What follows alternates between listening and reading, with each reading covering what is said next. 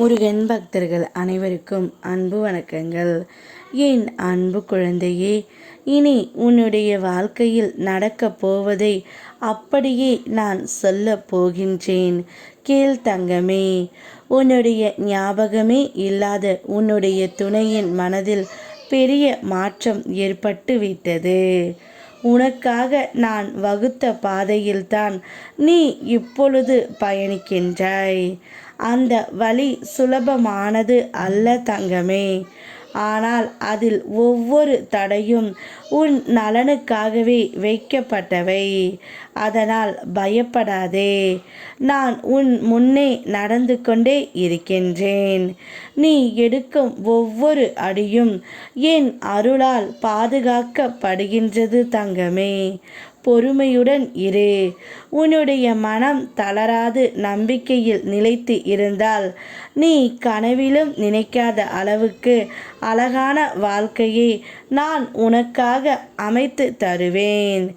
உன்னுடைய எதிர்காலம் எனது அருளால் ஒளிரப் போகின்றது.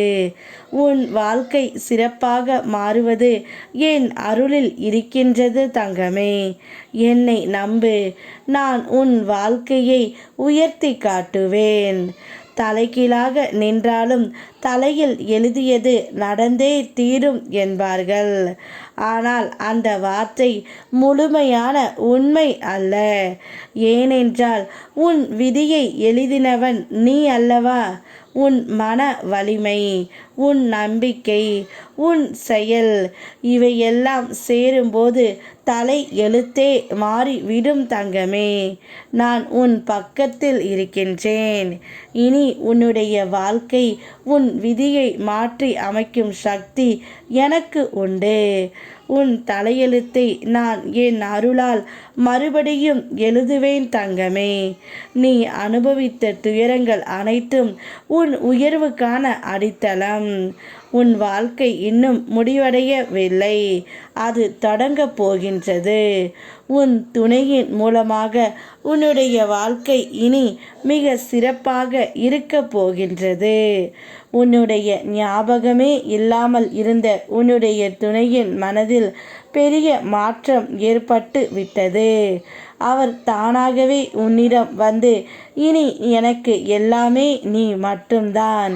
நீ இல்லாமல் நான் ஒரு நொடி கூட இனி இருக்க மாட்டேன். என் வாழ்க்கை முழுவதும் இனி உனக்காகவே நான் வாழப் போகின்றேன். எத்தனையோ கஷ்டங்களை நான் வெளியில் சந்தித்தாலும் உன்னுடன் இருக்கும் பொழுது மட்டும்தான் சந்தோஷத்தை உணர்கிறேன் என்று கூறி உன் துணை உன்னிடம் வரப்போகின்றார் தங்கமே. கூடிய விரைவில் இது நடந்தே தீரும். நீ சந்தோஷமாக இருக்க போகின்றாய். யாம் இருக்க பயமேன். ஓம் முருகா.